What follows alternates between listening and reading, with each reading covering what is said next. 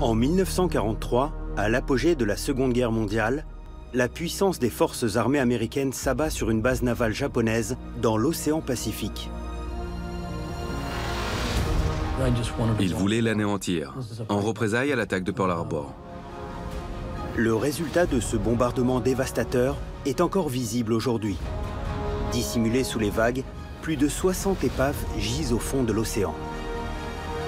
Si on plonge aujourd'hui, on peut encore voir 3 chars Mitsubishi Type 95 Ago. Ils sont intacts.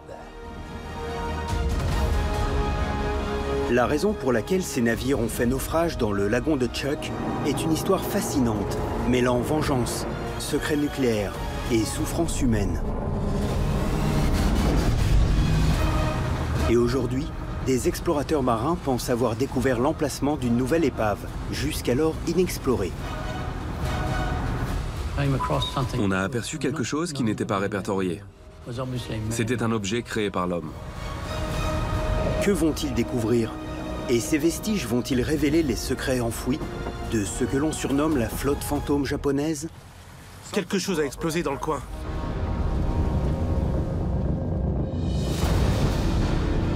Des plus grandes batailles navales aux pires catastrophes marines, nous partirons dans cette série à la découverte de certains des naufrages les plus mystérieux de tous les temps.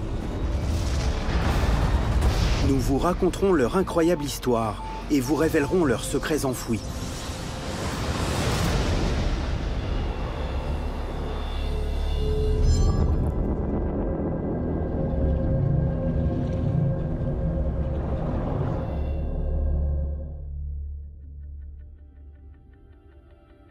À plus de 2000 km de la masse continentale la plus proche, dans une région reculée de l'océan Pacifique, se trouvent les États fédérés de Micronésie.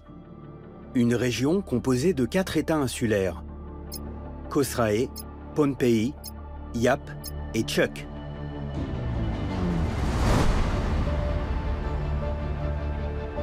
L'atoll de Chuck, dont le peuple autochtone s'appelle les Chukwa, abrite des plages à couper le souffle. Une eau cristalline, mais aussi l'un des plus grands cimetières sous-marins au monde.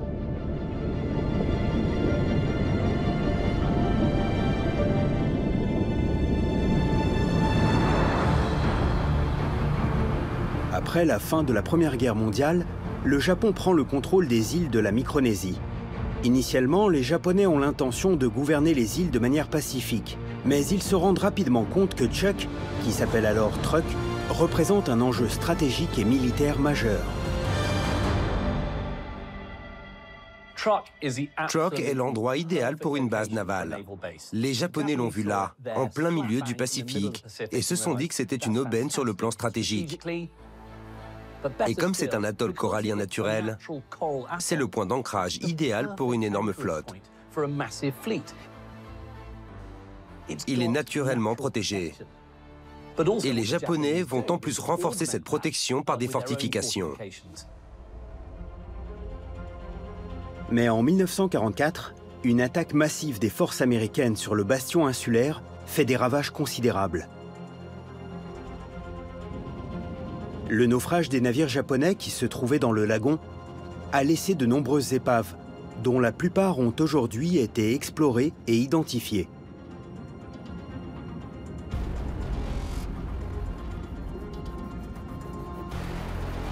En 2002, le professeur Bill Jeffrey de l'université de Guam a participé à une expédition visant à répertorier toutes les épaves connues du lagon. Et les résultats ont été surprenants. Quand j'ai fait mes recherches, j'ai recensé toutes les épaves de la zone. Un jour, on faisait demi-tour pour revenir vers un autre site, et en observant le sonar latéral, on a aperçu quelque chose qui n'était pas connu dans la zone. Ce n'était pas un élément naturel, c'était un objet créé par l'homme. Bill pense qu'il pourrait s'agir d'une épave inexplorée de la marine impériale japonaise datant de la Seconde Guerre mondiale. C'est un mystère, car aucune archive ne parle d'une épave à cet endroit-là. Mais d'après des documents japonais conservés aux États-Unis, plusieurs navires n'ont toujours pas été retrouvés.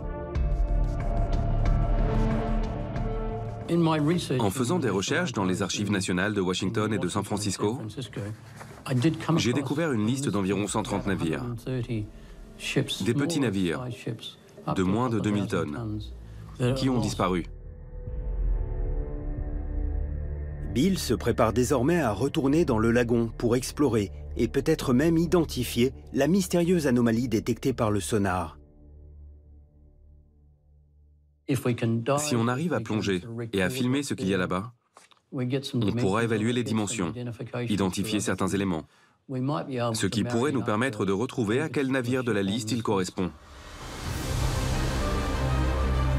Si Bill parvient à trouver et à identifier une nouvelle épave, cela pourrait lui permettre de mieux comprendre les événements qui ont conduit à son naufrage.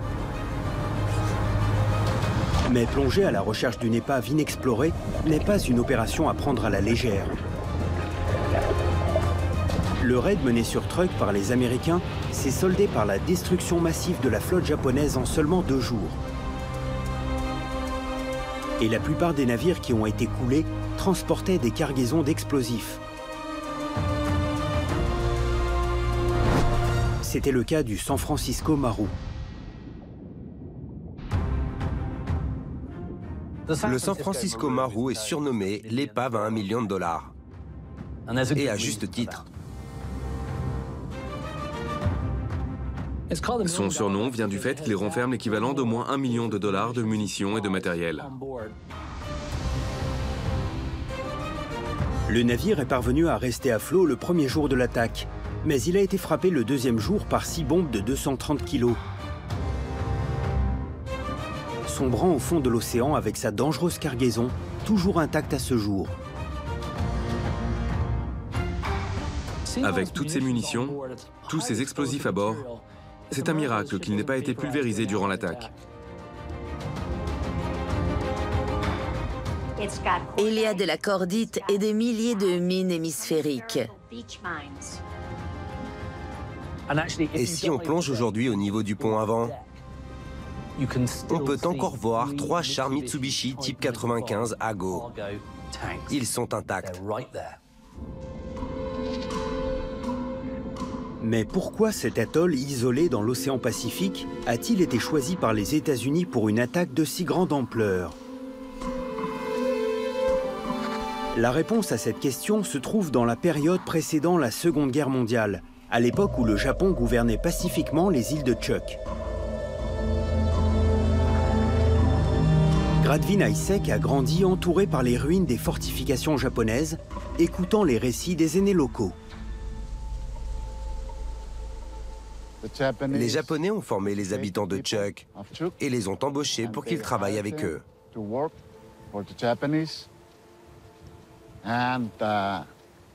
Les Japonais ont vraiment aidé les Chuukois. Ils les nourrissaient, leur donnaient ce qu'ils voulaient et les rémunéraient.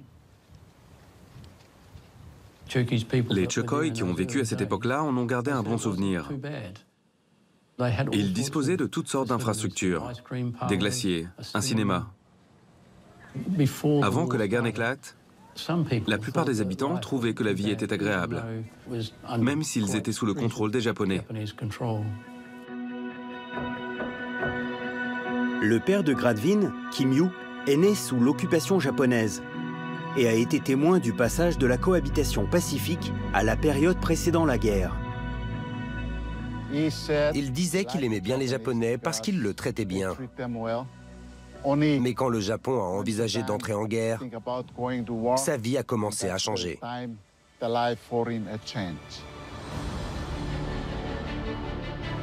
Truk a vécu une époque paisible et harmonieuse sous l'occupation japonaise. Mais un événement va changer le cours de l'histoire de cet archipel à jamais.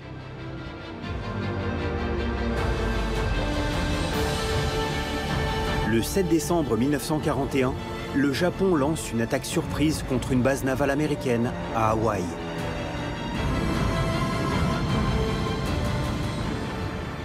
On parle souvent des tournants de la Seconde Guerre mondiale, et Pearl Harbor est le grand tournant. L'attaque japonaise est un véritable cataclysme. Elle provoque l'entrée en guerre des États-Unis.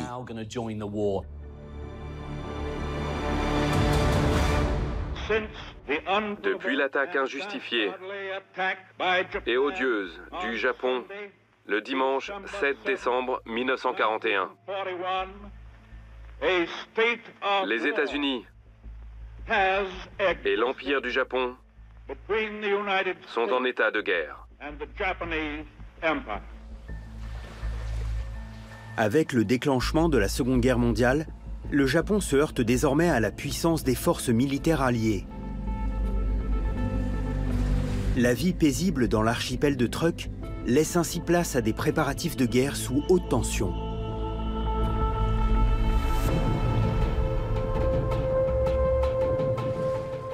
C'est à ce moment-là que la vie sur l'île a changé. Les habitants de Chuuk, qui travaillaient pour les Japonais, étaient traités comme des esclaves. On les forçait à travailler sans les payer.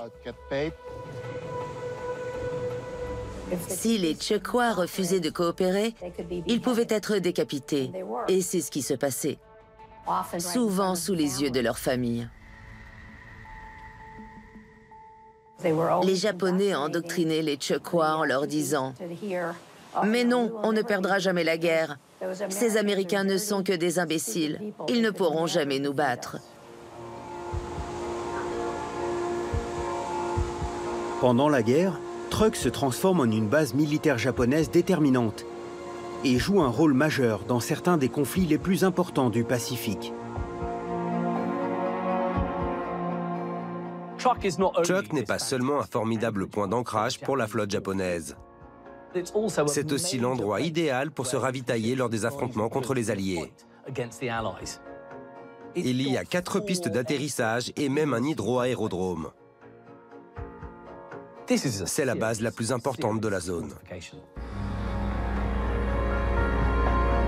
11 ans après sa découverte initiale, Bill a décidé de retourner dans cet ancien bastion japonais dans le but d'identifier la mystérieuse anomalie détectée par le sonar.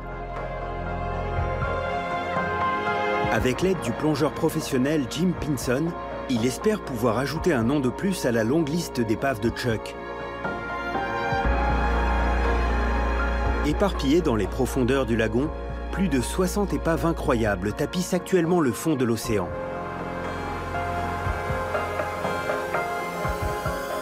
Et pour discuter du déroulement de leur mission, Bill et Jim se sont donné rendez-vous sur la plage qui, 70 ans auparavant, a vu sombrer chacun de ces navires.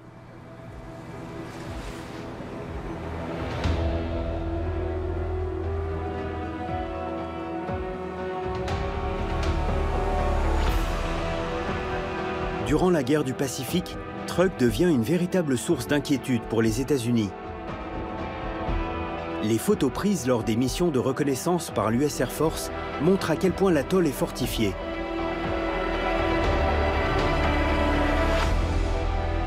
Mais elles révèlent également une autre information. Les Américains découvrent que Truk abrite une arme secrète.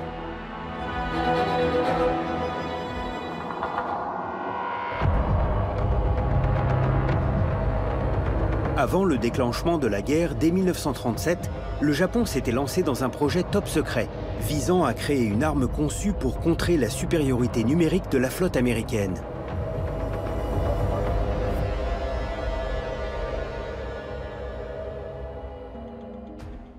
Deux B-24 de l'US Air Force sont allés en reconnaissance.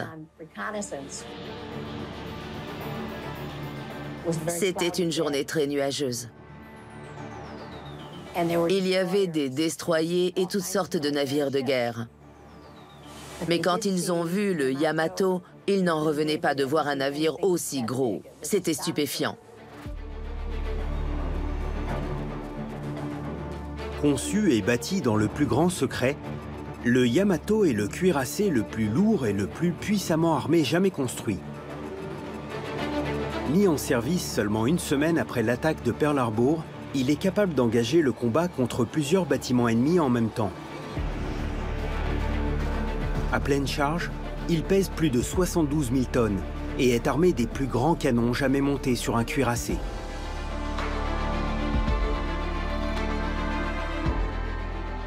Le Yamato n'est pas seulement le navire le plus lourd et le plus puissant jamais construit, c'est aussi un symbole. Il représente la toute-puissance de la marine japonaise. C'est un monstre de guerre. Il peut littéralement anéantir le moindre ennemi qui se présente. C'est donc une cible de choix pour les Américains. La menace que Truk représente pour les opérations américaines dans le Pacifique inquiète les États-Unis.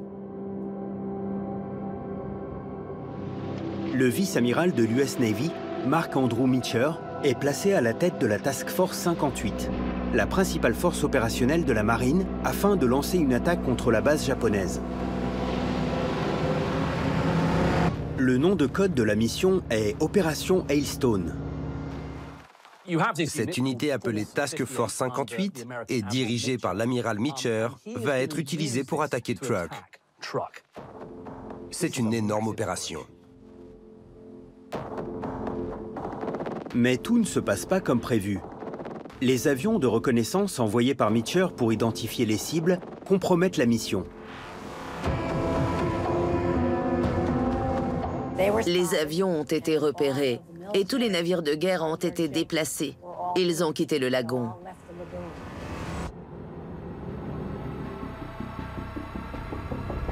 Persuadés que les Américains sont sur le point d'attaquer, les Japonais évacuent leurs principaux navires de combat, mais laissent sur place de nombreux porte-conteneurs et navires de commerce, qui vont tous subir de plein fouet la violence de l'opération Hailstone.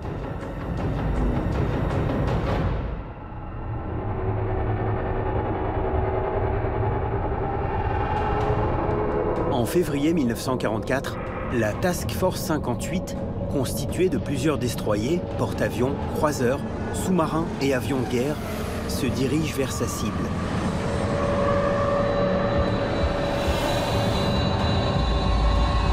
Et le 16 février 1944, une fois tous les équipages en position, juste avant le lever du jour, l'ordre de lancer l'assaut est donné.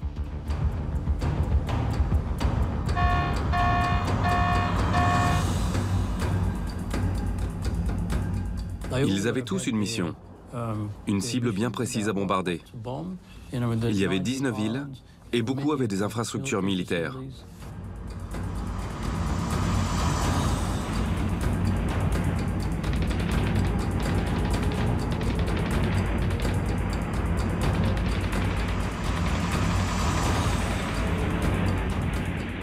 Ils n'avaient qu'un seul but, détruire Truk, qu'il y ait 100 navires de guerre ou qu'il y en ait 10. Ils voulaient l'anéantir en représailles à l'attaque de Pearl Harbor.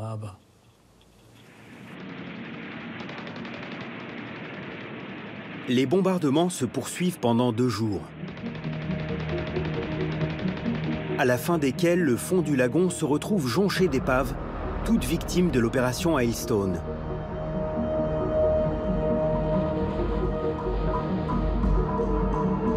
L'un des premiers bâtiments à avoir fait naufrage durant l'attaque n'a été découvert que dans les années 1980. Étonnamment, ni le navire ni sa cargaison n'étaient d'origine japonaise.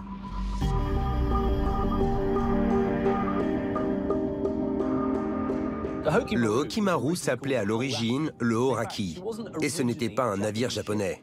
Il avait été construit par les Britanniques et appartenait à une compagnie maritime néo-zélandaise. Les Japonais s'en sont emparés alors qu'ils naviguaient de Fremantle à Colombo. Le navire est conduit à Yokohama, où il subit des modifications et est rebaptisé le Hokimaru, tandis que les membres d'équipage capturés sont envoyés dans un camp de prisonniers de guerre à Ohashi. Très peu d'entre eux ont survécu à la guerre. Il a ensuite été utilisé par la 4e flotte de la marine impériale japonaise pour construire des routes et des pistes d'aéroports. Donc il transportait toutes sortes d'engins de terrassement. Le Hokimaru arrive à Truk avec toute sa cargaison seulement quelques semaines avant l'opération Hailstone. Il fait naufrage le premier jour de l'attaque, après avoir essuyé plusieurs bombardements et tirs de torpilles.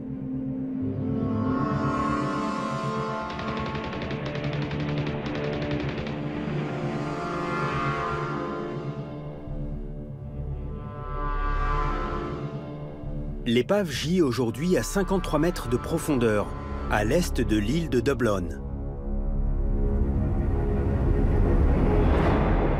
Étonnamment, toujours dissimulée à l'intérieur de ses cales, la majeure partie de sa cargaison remarquablement préservée est toujours intacte.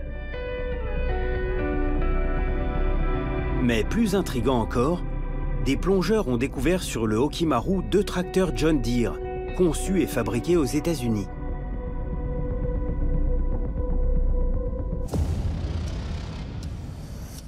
Toutes les épaves du lagon constituent un triste rappel de ce que les soldats japonais et les habitants de Truk ont enduré pendant la guerre. Mais des documents découverts récemment aux Archives nationales des États-Unis ont révélé que l'attaque aéronavale de Truk aurait dû être bien pire.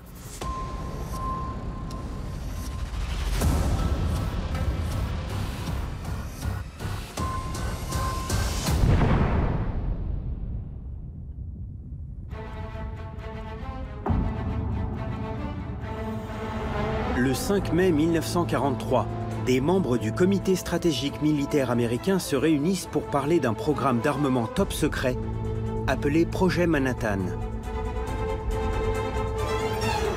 Et l'un des sujets prioritaires de cette réunion est le lagon de Truk.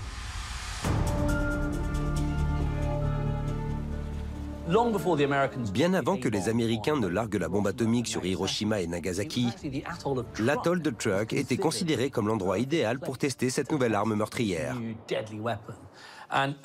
Et dans ce document top secret, on peut lire que les Américains ont dit « Le meilleur usage de la bombe serait une concentration de la flotte japonaise dans le lagon de Truk ».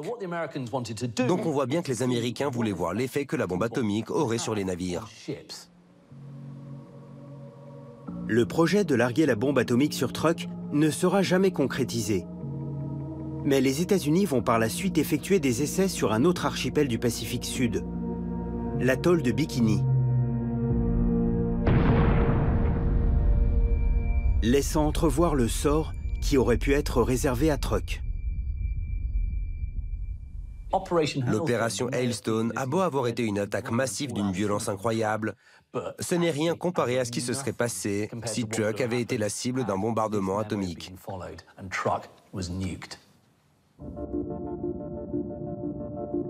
Depuis que les premières épaves ont été découvertes par le célèbre explorateur océanographique Jacques Cousteau dans les années 60, l'intérêt constant pour le lagon a incité Kim Yu-ae-sek à ouvrir le tout premier centre de plongée de Chuck en 1973, le Blue Lagoon. Les années suivantes, de nombreuses autres épaves ont été trouvées et identifiées. Mais l'image sonar obtenue lors du dernier sondage effectué par Bill indique qu'il pourrait y avoir une nouvelle épave à découvrir.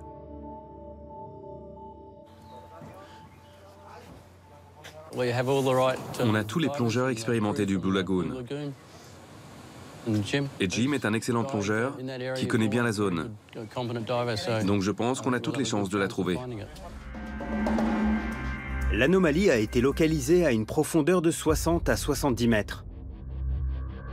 Étant donné qu'il s'agit d'une plongée considérée comme technique, Jim ne pourra rester que peu de temps au fond afin de pouvoir effectuer des paliers de décompression lors de la remontée. Cette procédure permet d'éviter un accident provoqué par l'accumulation d'azote dans le sang. On va rester une trentaine de minutes au fond, mais il va nous falloir environ 2 heures pour remonter. Mais à une telle profondeur, l'accident de décompression n'est pas le seul risque. La narcose n'est pas une éventualité, c'est un fait. À cette profondeur, on n'y échappe pas. Plus on descend profondément, plus la narcose est importante, comme quand on boit plus d'alcool. Le problème, c'est que le corps a un réflexe de défense qui amplifie l'effet narcotique. Donc, la narcose peut ne pas être un problème, jusqu'au moment où ça tourne mal. Et là, c'est grave. On est toujours un peu inquiet pour ce genre de plongée. C'est un peu plus risqué qu'une plongée de loisir. Une plongée sur un site encore inexploré nécessite une extrême vigilance. Car la plupart des navires qui ont fait naufrage dans le lagon de Chuck transportaient des cargaisons remplies d'explosifs, dont la plupart sont toujours actifs.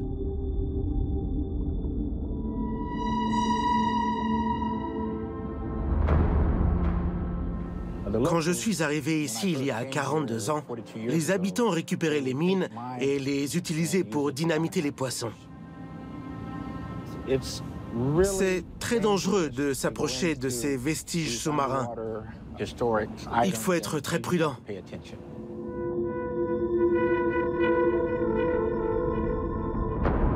Et les explosifs ne sont pas le seul danger. Plonger dans l'inconnu peut présenter bien d'autres risques. Quand on est sous l'eau, ce n'est pas comme quand on entre dans une pièce. On regarde à l'intérieur, on voit de la lumière à l'autre bout et c'est la sortie. Le vrai danger, c'est l'envasement. Un envasement peut survenir lorsque de fins sédiments sont soulevés du fond au cours d'une plongée sur épave. Cela peut entraîner une perte totale de visibilité et d'orientation, dont les conséquences peuvent être fatales. J'ai déjà eu à récupérer 3 cadavres de plongeurs qui sont morts pendant une exploration. L'un d'eux était entré dans un espace très étroit, ça s'est envasé, et quand on l'a trouvé, sa bouteille était vide. Il avait encore son détendeur dans la bouche. Il n'avait pas réussi à sortir.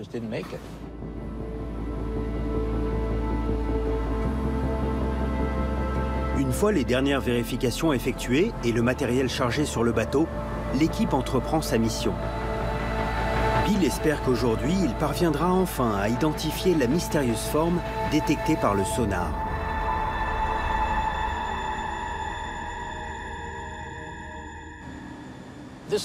Tonoas était l'île principale à l'époque japonaise. Et là, on se dirige vers le nord-ouest de Tonoas. Puis on ira en direction du nord-est pendant à peu près 1 kilomètre. Sur le chemin de la mystérieuse épave, Bill passe au-dessus d'un autre vestige de la guerre qui lui rappelle une fois de plus pourquoi les États-Unis ont présenté l'opération Hailstone comme un acte de représailles.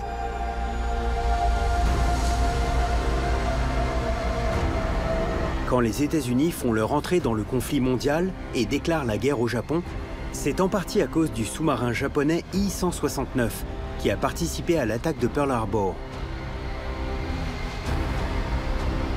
Ce dernier est parvenu à pénétrer dans l'enceinte de la base où il a déployé 5 sous-marins de poche qui ont détruit 2 cuirassés américains.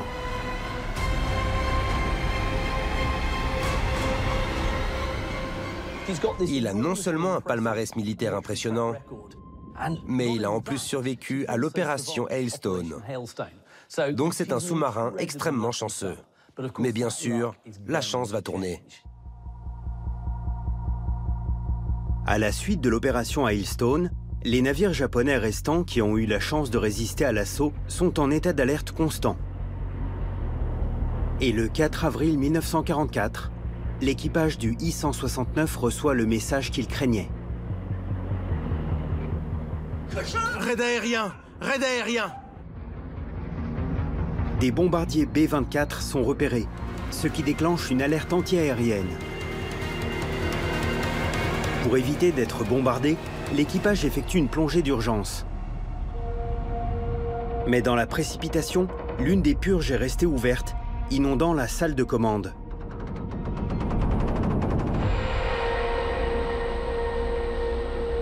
Le sous-marin de 1400 tonnes et ses 80 membres d'équipage sont à présent coincés au fond du lagon, avec une quantité d'oxygène limitée et peu de chances d'être secourus.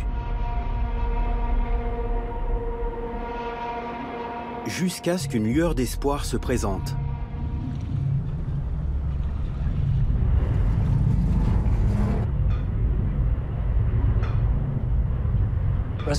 Des plongeurs sont envoyés à la rescousse et préviennent l'équipage en tapant sur la coque.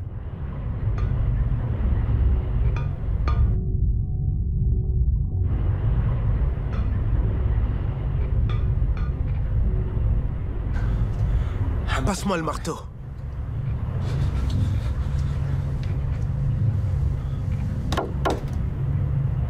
Ayant la confirmation qu'il reste des survivants, les plongeurs entreprennent une mission de sauvetage pour remonter à la surface les membres d'équipage pris au piège.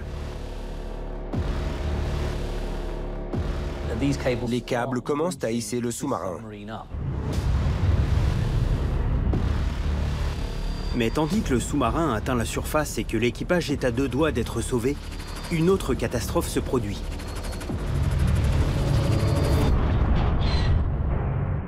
Les câbles cèdent sous le poids des compartiments inondés. Les plongeurs redescendent, tapent sur la coupe, mais cette fois, aucune réponse.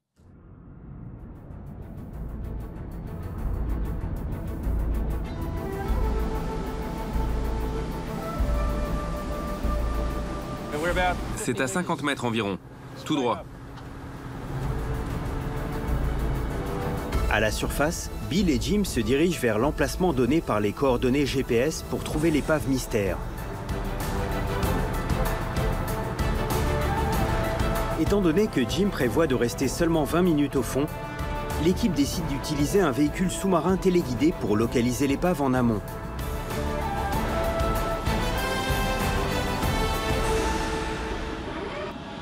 Le robot sous-marin, surnommé Baxter, entame sa descente de 80 mètres vers le plancher océanique.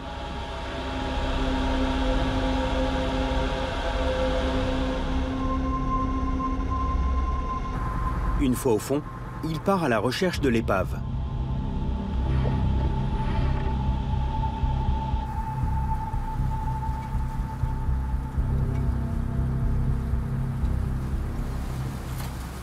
Déroule un peu. Je pense qu'on est vraiment tout près de ce navire. Si c'est bien un navire.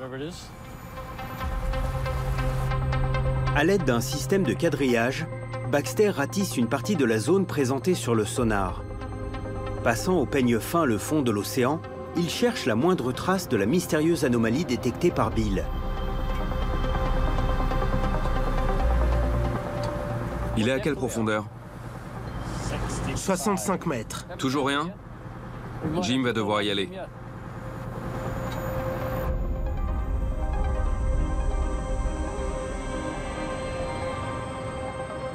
La luminosité diminue et Jim n'a que peu de temps. Il va donc devoir plonger dans l'autre partie de la zone pour essayer de trouver l'épave lui-même. C'est à toi de jouer. Pas de souci. Sans te mettre la pression.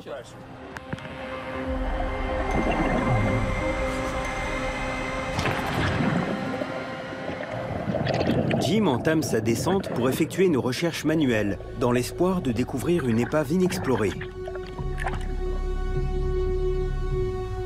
Sur le bateau, Bill est contraint d'attendre patiemment.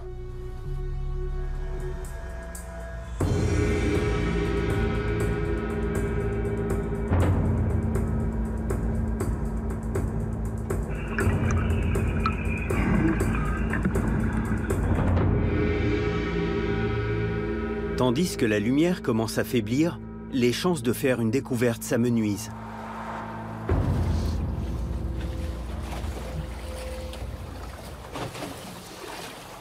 Je pense qu'il nous aurait fait signe s'il avait trouvé quelque chose.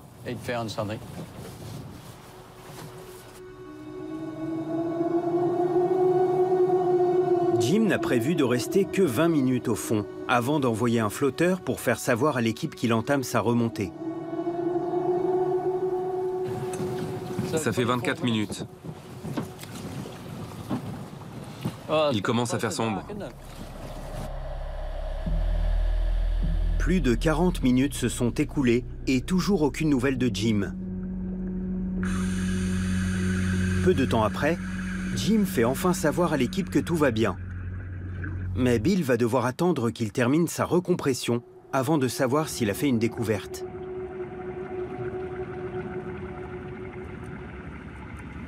Le flotteur est loin de l'épave. S'il avait trouvé quelque chose, je pense qu'il l'aurait envoyé beaucoup plus près. On ne peut pas toujours gagner.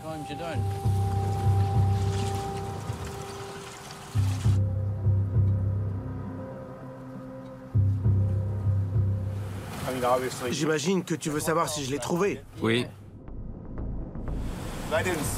Je n'ai rien vu pendant les 15-18 premières minutes. C'est seulement au bout de 20 minutes que j'ai commencé à voir des choses. J'ai trouvé une ancre, au moins en 3 parties. Je ne sais pas comment elle a pu se casser. Elle était littéralement en morceaux.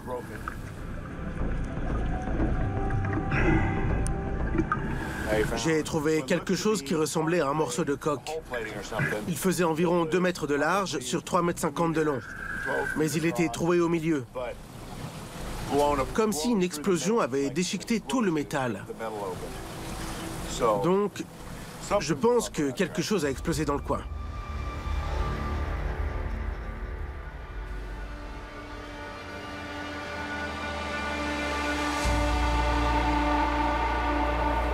Le lendemain matin, Jim et Bill se retrouvent pour visionner les images de la plongée de la veille. Ils espèrent pouvoir déterminer si la mystérieuse anomalie détectée par le sonar de Bill correspond à ce que Jim a découvert au fond de l'océan. On voit bien qu'il y a une forme ici, avec des lignes droites. Elle mesure environ 60 mètres de long. Ça ne ressemble pas à ce que tu as vu ici? Rien n'était courbé comme ça. Ce que j'ai vu dans l'eau hier, ce n'est pas ça. Ouais. J'en suis certain. Ok. Il y a sûrement autre chose. Ouais. Le mystère reste entier. Il doit y avoir 2 sites différents. On a répondu à une question par une autre question, en somme. On avait une question, maintenant on en a 2. On progresse. Si les débris découverts dans le lagon ne correspondent pas à ce qui a été détecté par le sonar, alors de quoi s'agit-il? Et d'où proviennent-ils? Là, c'est la première chose que j'ai trouvée. Je voulais voir ce que c'était exactement. Je voulais savoir si c'était du métal, et c'en était. C'est une ancre, enfin plutôt un morceau d'encre, et je n'avais jamais vu une encre cassée. Ça, c'est ce qui m'a le plus intrigué. Ça ressemblait à du métal tordu, et c'est exactement ça. C'est du métal extrêmement solide, très épais, et il est tordu dans tous les sens. On dirait qu'il a été déformé par une explosion. Quelle taille? J'ai mesuré avec mes bras. J'ai vérifié la longueur, et ça faisait à peu près 2 brasses. Donc je dirais entre 3 et 4 mètres. Je pense que c'est un seul morceau. Mais on ne voit pas tout, parce qu'une partie est enfouie dans le sable. Ça ressemble plutôt à des débris. Oui, c'est la preuve d'une énorme puissance destructrice. Ouais. Le métal est complètement recourbé. Il n'est pas légèrement déformé, il est plié. Ça semble être dans la direction où se trouvait l'Aikoku. L'Aikoku Maru était un croiseur auxiliaire de la marine impériale japonaise, coulé durant l'opération Hailstone.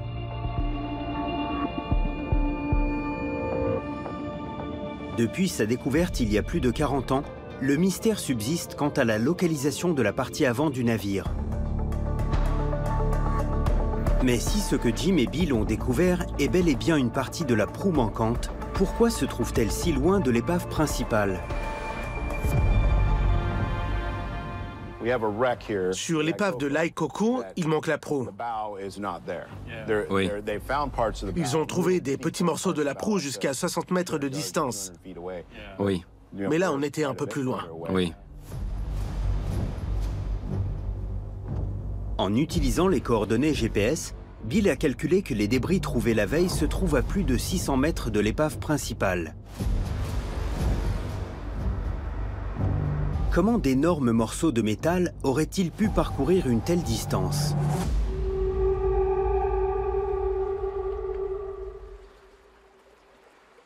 Le premier jour de l'opération Hailstone, au lieu de se mettre à l'abri, Kim-Yu se rend sur la plage et voit la catastrophe se dérouler sous ses yeux.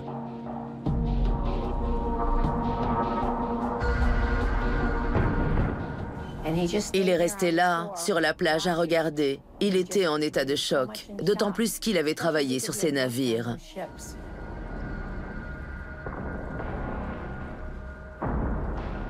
Il a vu de la fumée sortir des navires. Et il a dit avoir vu l'Aikoku. Kim-Yu observe la scène, tandis que l'Aikoku est frappé par 4 bombes larguées depuis un aéronef lancé par le porte-avions USS Intrépide. En endommagé mais toujours à flot, le croiseur est de nouveau pris pour cible, cette fois avec une torpille.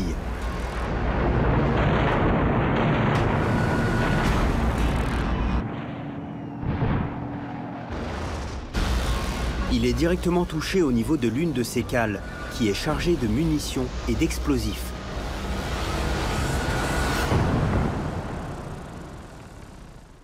Il l'a vu disparaître dans un nuage en champignons. Ça a duré 1 minute et le navire n'était plus là.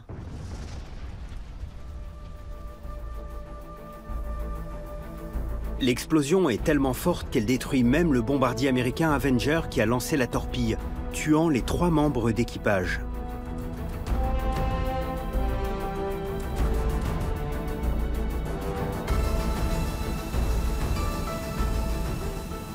Ce sont sûrement des débris qui ont été soulevés et déplacés par une explosion. Oui, comme le métal déchiqueté que tu as vu. Exactement. Oui. J'ai déjà vu du métal troué, mais il était encore fixé à l'épave. Je n'avais jamais vu de morceaux isolés. Oui, oui. C'est peut-être une partie de la coque qui a volé en éclats. Je pense que ce qu'ils ont trouvé, c'est une partie de l'Aikoku Maru.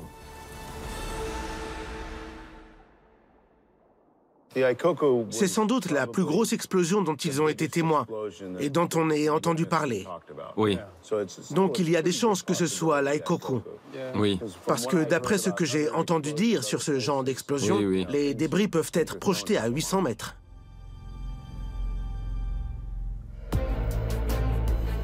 Tout porte à croire que les débris découverts par Jim et Bill appartenaient à un navire détruit par une puissante explosion. Cela prouve qu'aujourd'hui encore, la poursuite des recherches et des découvertes continue d'apporter un nouvel éclairage sur les événements qui se sont déroulés ici il y a plus de 70 ans. L'Aikoku Maru, l'I-169 et toutes les autres épaves du lagon de Chuuk témoignent des sacrifices faits dans les 2 camps pendant la guerre.